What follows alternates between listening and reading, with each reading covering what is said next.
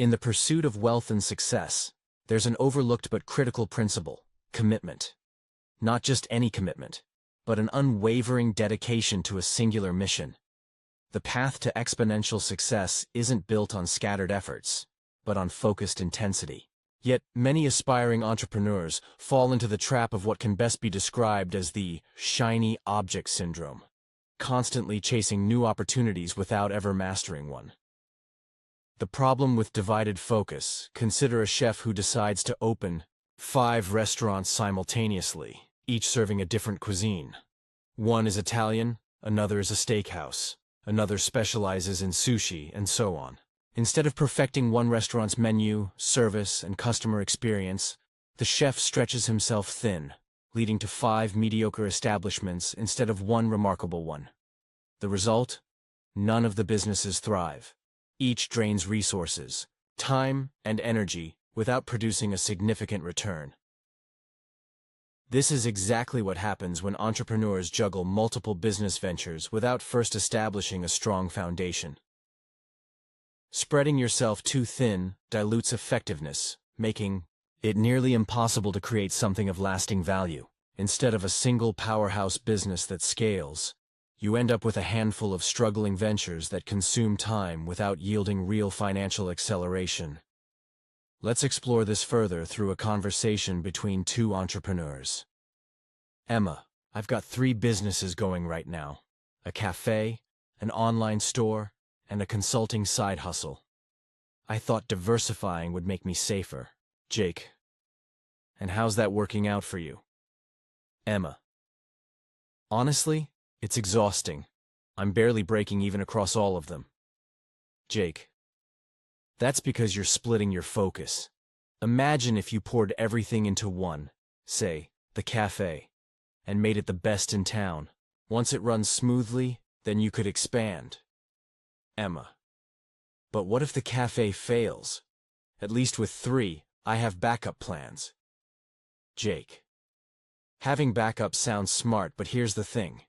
When you spread yourself thin, none of them get enough attention to succeed. You're setting yourself up for failure. Emma realized Jake was right. Her fear of putting all her eggs in one basket had left her overwhelmed and underperforming. She decided to shut down her other ventures temporarily and focus solely on the cafe. Within months, she transformed it into a local favorite, earning rave reviews and steady profits. The illusion of more opportunities. Many believe that having multiple businesses equals multiple streams of income. But in reality, it often leads to multiple streams of distraction. Instead of achieving financial independence through a well-optimized business, the entrepreneur is stuck in a cycle of maintaining struggling ventures, barely scraping by.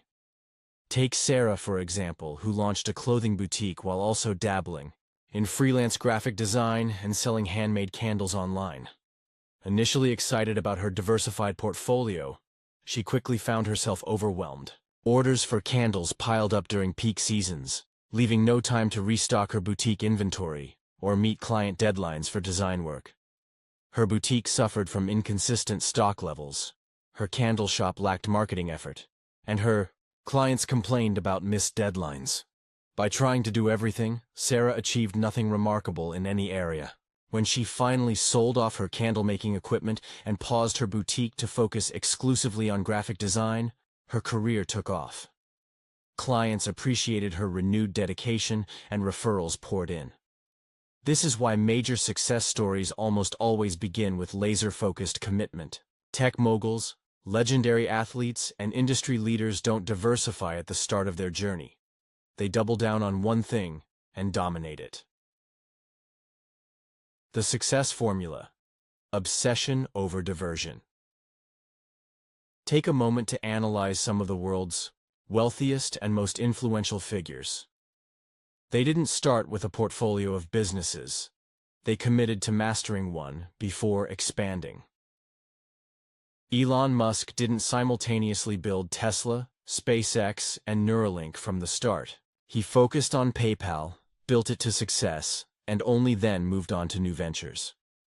Even today, his companies operate independently, allowing him to delegate leadership once systems are established. Jeff Bezos was singularly focused on Amazon, refining its e-commerce model before expanding into AWS, Prime Video, and other ventures. His obsession with customer satisfaction became the cornerstone of Amazon's dominance. Oprah Winfrey mastered broadcasting and media before branching into publishing, philanthropy, and other industries. Her early years were spent honing her craft as a talk show host, building trust and rapport with audiences worldwide. These individuals didn't spread their energy thin across different ventures. They went all in on one idea, perfected it, and then scaled into multiple domains after securing success. For instance, imagine Elon Musk attempting to launch Tesla, SpaceX, and Neuralink simultaneously in 2003. Without the financial cushion and lessons learned from PayPal, he likely wouldn't have survived the inevitable setbacks. His strategic sequencing allowed each venture to benefit from the successes of the previous ones. The right time for diversification. Once a business reaches a level where it can operate without constant hands-on involvement, then diversification becomes viable. Why? Because financial success brings leverage, the ability to hire experts, invest in systems, and create infrastructure that frees up time. At that point, branching out into new projects isn't a distraction, it's a strategic move. A prime example is an entrepreneur who builds a thriving e-commerce brand. Once the business scales and is systematized, they might reinvest profits into real estate, startups, or other investments.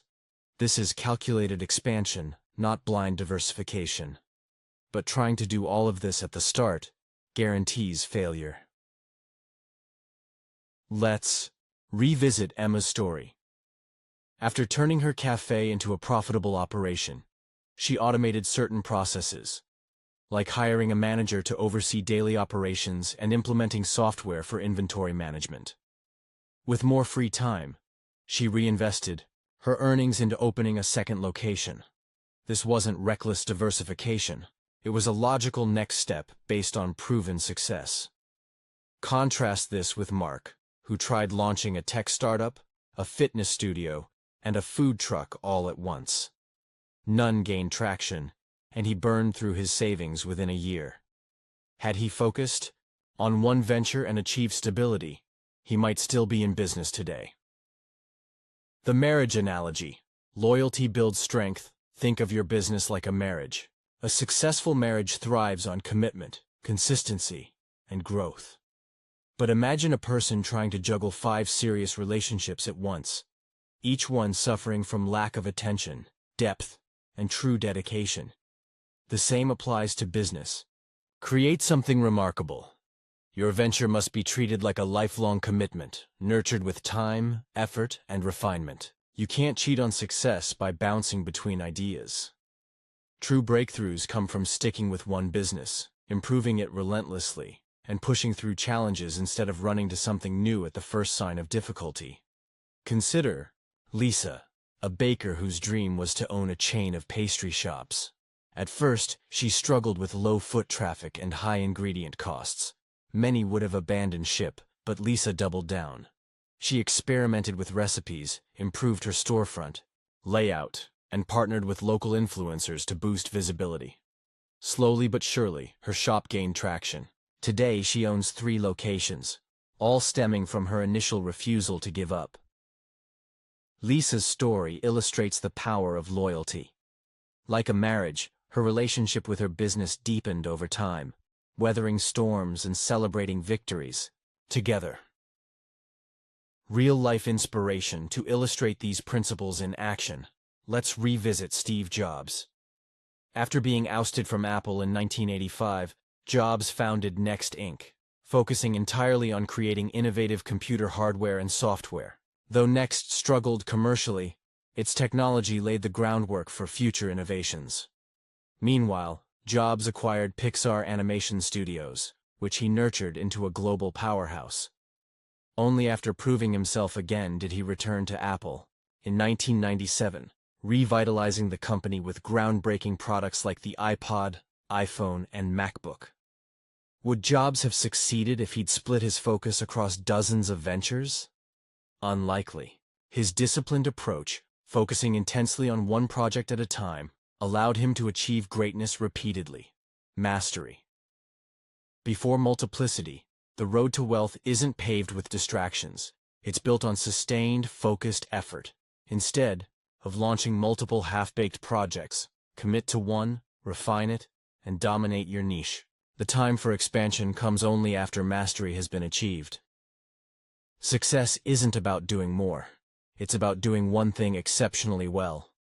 Choose your mission, commit fully, and watch how far singular focus can take you. Because in the end, true success belongs not to those who chase every shiny object, but to those who master the art of relentless dedication.